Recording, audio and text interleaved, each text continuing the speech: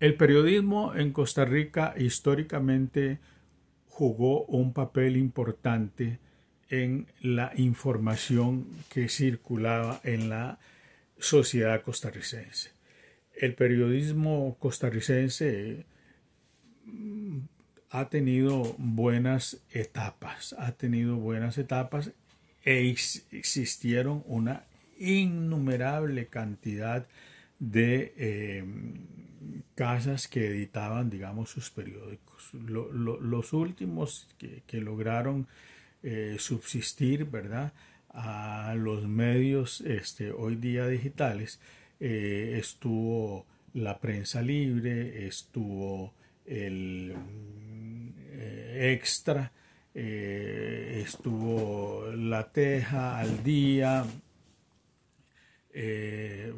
y muchos periódicos regionales que no los veíamos necesariamente si no era porque se vendían en alguna provincia, en algún cantón. Pero ese periodismo regional también jugaba un papel muy importante porque hablaba de lo local, digamos, en el contexto de lo nacional y de lo internacional. Hoy día el periodismo costarricense experimenta una crisis profunda. Y no es porque se haya dado el paso de lo digital a de lo impreso a lo digital. No necesariamente, porque igual el ciudadano y sobre todo el que le gusta estar informado siempre va a ir al medio a buscar la noticia, qué es lo que está pasando en el mundo. Pero bueno, ha habido acuerdos y se han conjuntado eh, emisoras de radio, periódicos y televisoras para, digamos, apuntalar, digamos, una sola dirección de la información, que es lo que ha hecho, digamos, Telenoticias, que es lo que ha hecho Canal 7, básicamente toda la estructura del canal, con el periódico La Nación y con la radio, que es propiedad de Teletica. Y entonces ahí se juntan en programas, por ejemplo, dos periodistas muy conservadores, con una visión muy estrecha de la realidad social, con un desconocimiento de lo que está sucediendo en el mundo y con un enfoque muy reducido que deja de comunicar a la gente y por tanto la gente empieza a suprimirlo porque los comentarios periodísticos y hasta el nombre del programa, Malas Compañías, efectivamente que son malas compañías, porque alguien que no sabe enseñar, alguien que no sabe comunicar, es una mala compañía. Y entonces entre Armando González y el famoso Daddy Sugar eh, han emprendido una campaña de desinformación a nivel nacional ya hace largo tiempo. Hablar banalidades, a ponerse como los adalíes de la cultura, siendo que la información internacional que brindan, siendo que la información regional de América Latina y siendo que sobre todo cuando la información es de carácter económico social, sus análisis son completamente erróneos y desquiciados.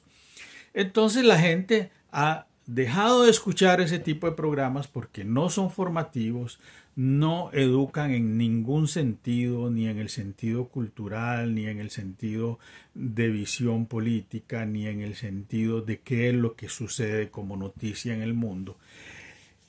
Y se convierte en casi en conversaciones personales entre ellos. Y eso lo llevan igual al periodismo escrito, en el caso del periódico La Nación, en donde en vez de ser información coherente a través de notas periodísticas, artículos periodísticos, lo que uno llama artículos de fondo periodista, columnistas, especializados, porque para escribir una columna hay que saber y sobre todo hay que saber equilibrar el contenido. Eso lo han perdido por un grupo de gente que se ha ido quedando ahí, que son como los serviles del medio de la nación y entonces que siguen la línea de Armando González de informar continuamente contra el gobierno. A lo largo de lo que tiene esta nueva administración, nunca han publicado ni una encuesta que demuestre, digamos, la realidad de los datos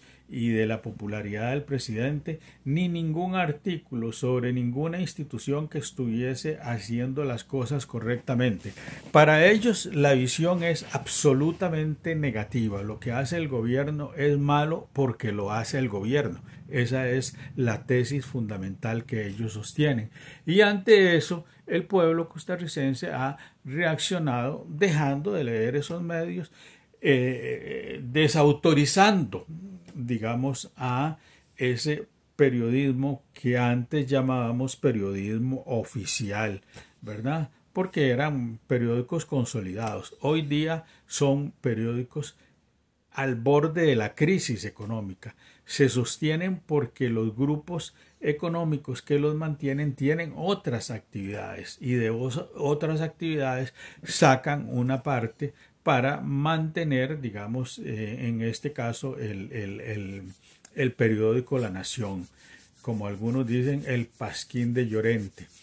Y es lamentable porque todos en algún momento, los que hemos sido educadores de secundaria y universidad, en algún momento pudimos encontrar algún artículo interesante, algún análisis que valía la pena realmente leerlo porque podía educarnos, instruirnos, que es lo que uno generalmente busca, y estar al día con los eventos que están pasando en el país.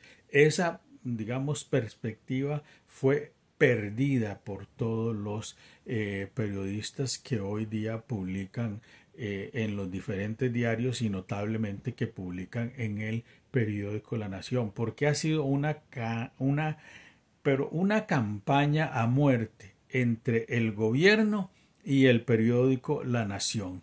Entonces, el periódico La Nación nunca va a reconocer ninguna encuesta de popularidad del presidente de la República y de su gabinete. Y desde Casa Presidencial también se genera, digamos, un conflicto versus evidentemente un medio que los adversa. Entonces, el que sale perdiendo de todo esto es el ciudadano costarricense. Afortunadamente han aparecido todas estas nuevas versiones, digamos, que se pueden ver hoy día, programas en streaming, que podemos ver, digamos, videos de creadores de contenido en redes sociales, Facebook, TikTok y YouTube, ¿verdad? En donde hay algunos analistas que se independizaron, algunos de todos esos medios, crean sus propios canales, porque así se llaman, digamos, en YouTube, son canales, y producen, digamos, contenido que es lo que está alimentando hoy día ese acontecer mundial, el acontecer regional de América Latina y la noticia costarricense. Es lo que nos permite, digamos, seguir día a día indagando y informándonos de nuestra realidad. Pero que la responsabilidad de esto es de los dueños de los medios, porque los periódicos pertenecen a personas, ¿verdad? Y eso es peligroso, porque incluso hoy día lo vemos. El periódico CR hoy pertenece a un banquero. Antonio Álvarez de Santi tiene su propio periódico.